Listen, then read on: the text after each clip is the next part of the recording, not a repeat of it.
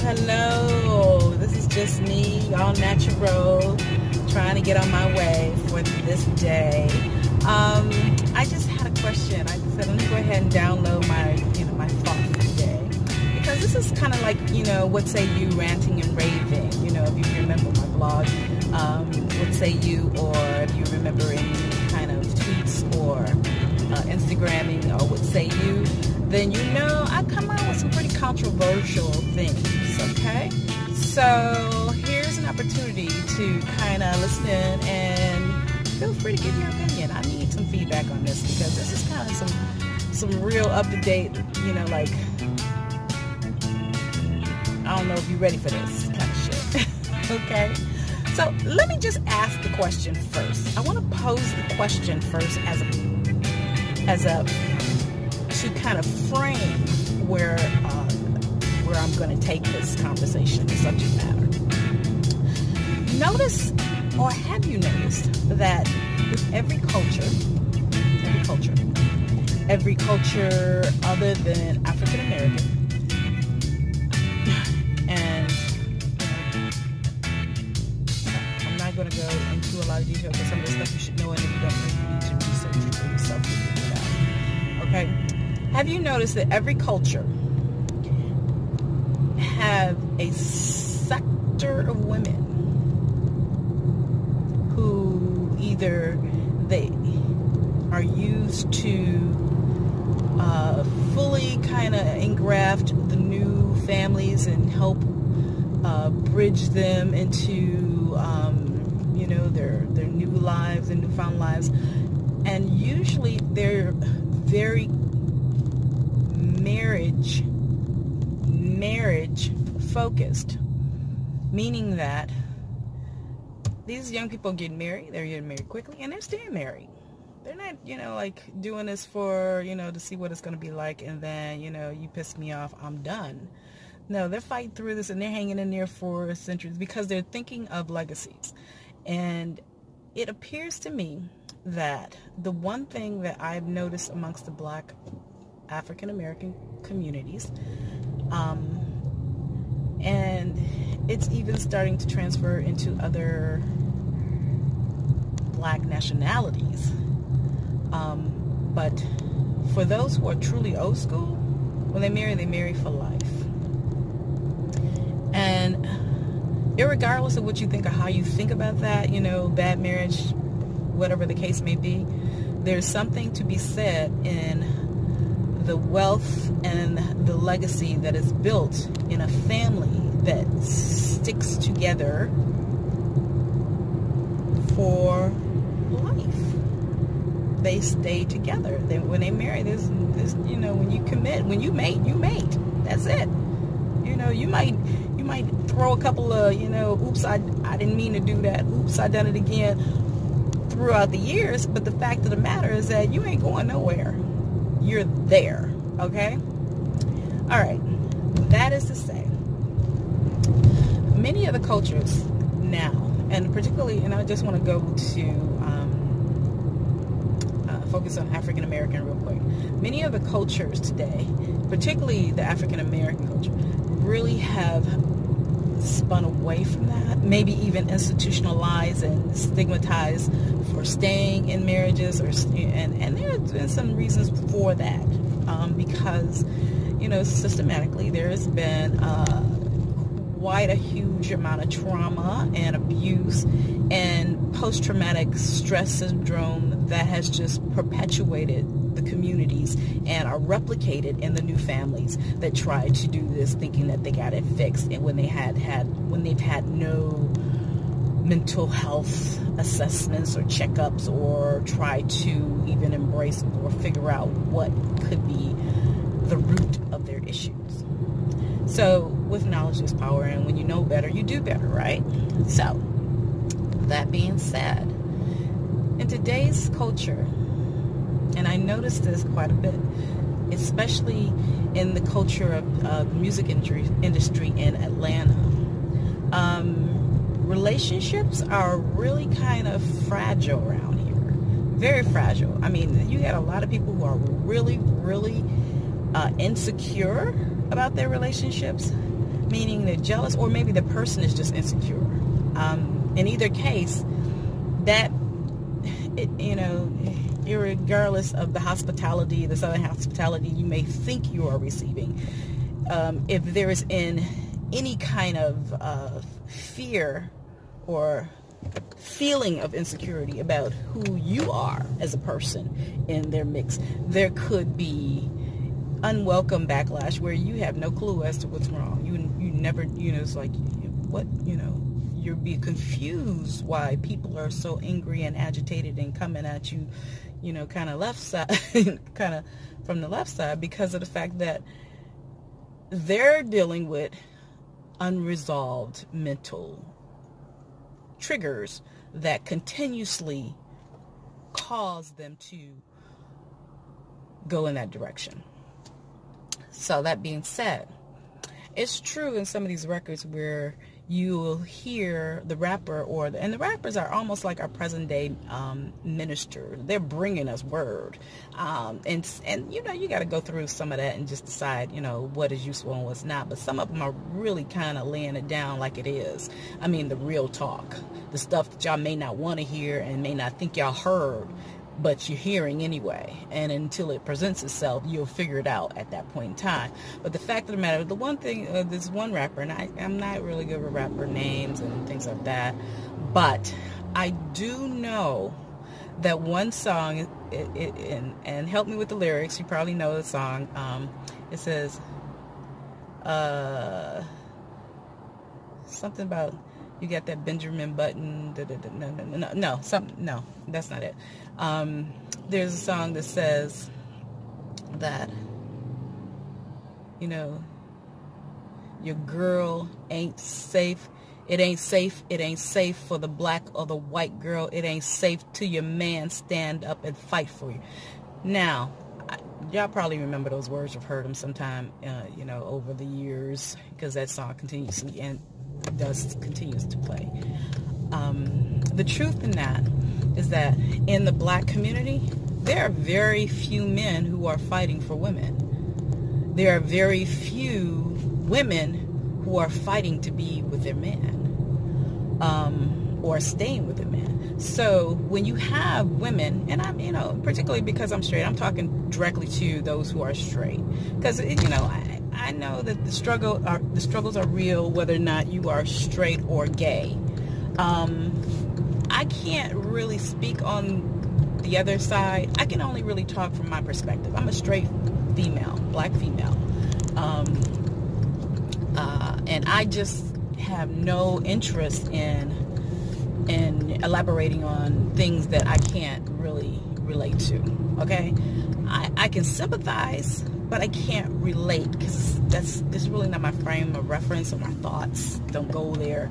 So some of the things, if I'm not trying to offend anyone because I'm not on your team, doesn't mean that I am your enemy as a result thereof, okay? It just means that you have people who can be authentic and real with you and be different from you and not be in your corner doing the same kind of things you're doing, and still have a certain appreciation and a respect for you as an individual, regardless of what you do behind closed doors. I hope I made that plain. If I didn't, let's save that for another video. But the point is, as a straight black female, I find it very difficult to find another black man willing to fight for me. Fight for me. Not fight with me. Not fight me, but fight for me. And what I find more so the case are black women fighting me for what they perceive could be the attention shown to me by another black man. Am I by myself on this? Is there anybody else who feel me on that? I mean, am I the only one who has gone through that shit before? But, real talk.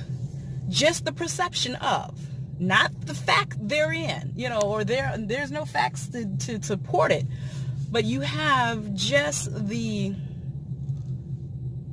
remember I talked about in the beginning, the triggers, the insecurity triggers that, people have, and for whatever reason, they keep flourishing in relationships. And as adults, the older we get, the less tolerant we have with certain people. So we're quick to, pop off when there's really no reason to do so. But it happens. So this is why I'm saying it. This is an issue that needs to be brought to the forefront. And the only reason why I'm really having a struggle with this today, and I feel like I gotta say something about it, it is because I am finding it wherever I go, and it's always, usually the common denominator is that wherever I go, I find myself. So if I find myself everywhere I go, having some kind of, let's say this, and let's be clear. Feeling some kind of way that I've just kind of tripped over some feminazi tripwire that set somebody off, and I have no clue as to what is that trigger or why they're, feeling the way they do. You can imagine, as a single woman, I really want to be mated. I really want to be with a man who's going to fight for me, because I don't want a bitch or another motherfucker, and excuse my language, coming at me crooked for some crap that I wouldn't even consider in the first place. Okay? Yet it happens quite regularly. And I'm one who will take assessment of me and say, okay, maybe it's something I'm doing wrong. Maybe, let me get an opinion from a friend. How do you perceive me? Do I come off this way? And, the feedback has been rather encouraging and positive in terms of, very authentic, very real, someone who, you really, you speak your mind, you hold your truth, you go the extra mile if you can, if that's what you can do. A lot of people who are talking to me have known that I have gone through some struggles as a result of having lost my marriage, and divorcing, and then he passing, and then having multiple properties and losing them, and then having to uproot my family to another state, and having family who was just not as structured in supporting me as I would have liked. Yet they were there, and they were very present, and I love them for that. I had come to the conclusion that, my standoffishness as a result of having to go through the grief that I was enduring was taken as an offense. Like I was just, not trying to get, jiggy with people. I ain't trying, it's like if I don't speak to you, you feel some kind of way about it, and I don't even know you. But I've always greeted everyone very pleasantly, which is what I do. Matter of fact, I'm kind of known for being a hugger. The hugs are like incredible. I love the embrace of a hug, because you can really tell something about the energy that you embrace in your circle, in your close circle. So I love touching hands and hugging people, because it just sends a thorough message to me whether or not this person is authentic or real. Because sometimes, you can read it, somebody can say something to you, and you say, oh, that's just what I wanted to hear, but that sounds like bullshit coming from you. You know what I'm saying? As an example, I'm just saying, just real talk. And when you talk to people and you hug them, if it's something that's just not like feeling settled, rested, like this feels rather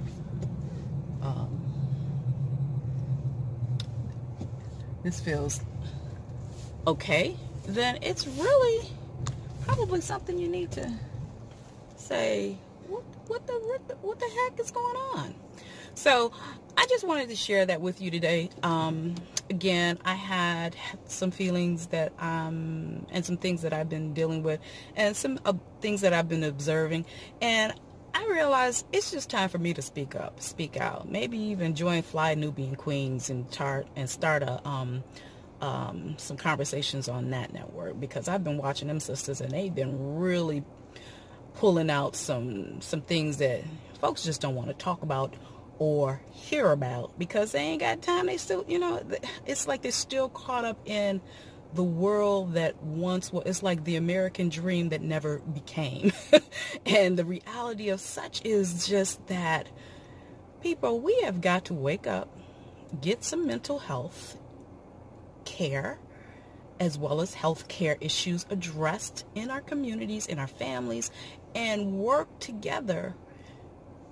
Find organizations that we resonate with and partner with them to help our community, help our base, help our economic, our gross national dollar actually work for us, as opposed to it being used against us. Because you're paying taxes. You should be in communities and safe places where you feel like you are being protected, you're being, your voice matters, and that you got people on your team, on your block, in your community, in your schools, at your job that you can sit down with and y'all can have a strong conversation that results in actions and not just talk.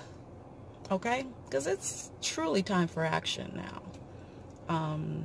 The stuff that they're doing out here is, it's scary. And black men, as well as black women, we got to wake up, because, it's too much confusion at the base. And when I say at the base, what I mean is that you can't even assume that the black person that you're sitting next to is black anymore. You really can't. I mean, you need to really look at pictures from their childhood history. That's what I'm saying. I mean, I'm in Atlanta, Georgia. I mean, literally, when I go out and I find somebody I think might be interesting, particularly men, they talking to me, and I'm looking at the Adam's apple. I'm looking for an Adam's apple, and it's not that shit. I believe technology. I don't know. I'm like, okay, I just don't see one right now, and I'm good with you. We can kiki it right here. Thank you. Have a good day. I'm just saying, it's too much of that. You got people who are bleaching their skin. Michael Jackson did it. What made you think he was the only one? Africans always trying to bleach their skin. So when you come in contact with what would appear to be a black man,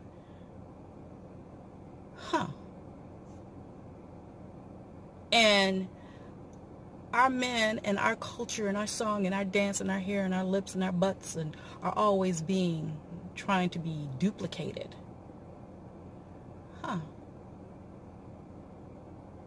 And when we think about, the suave and the swag that, what a black king will bring, because I'm telling you, I've seen some white men, and I'm like, ooh, he looked like he came up in the hood, because he got some street credit coming from his lips. You know what I'm saying? He looked like he a golden boy, but his flesh tone don't look like he came from one of our sisters.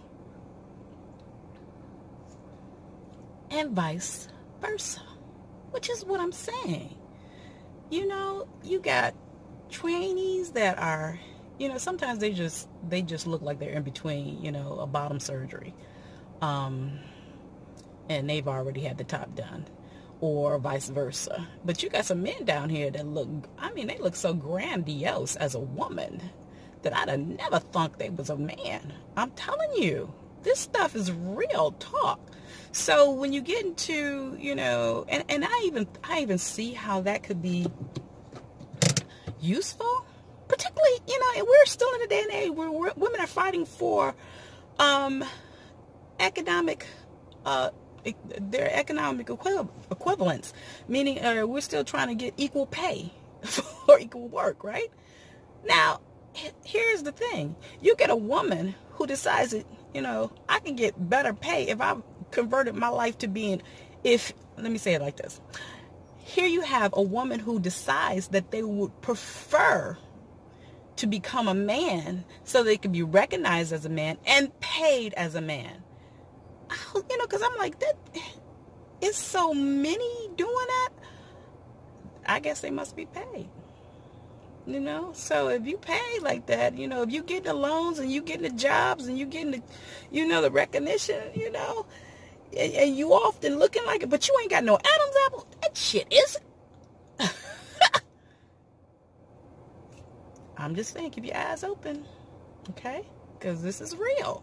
This is not fiction. But let me tell you about your edutainment. Look at that stuff that's in the movies that's coming over your movie screens and your television screens as more educational. Some of that stuff you're going to have to like figure out for yourself. But I'm telling you, you go back and see some of those movies and some of those television shows, they've been telling you what they're going to do to you. They're trying to tell you now, you know. I'm just saying, Handmaid's Tale is shit. That was a modern day nightmare. What's to say it can't happen? Or who's to say it's not happening now? I know I've brought out a lot to think about, but it's time to start doing some things about it. I'm reaching out because this is a clarion call. I made one years ago before 2012 in hopes that we would wake up when I was on radio in Cleveland with the late Dr. Oh God, I can't even think of his name. What is his name? The late Dr. God, I can't remember. I'm sorry, it's been so long ago. His name is nevertheless, Fred Robinson, yes, from Cleveland. We were on Fish Network, 12:20 a.m. And I called out the clarion call there, and we're the praying women. And you know what? A few years later, Mayan said, you know, the world that we once knew has ended. And I'm like, and everybody said, get out of here. Tectonic plates shifted, blah, blah, blah. You know, we're having, you know, unusual weather, blah, blah, blah. And, you know, no. 2019. Wake up, people. Okay?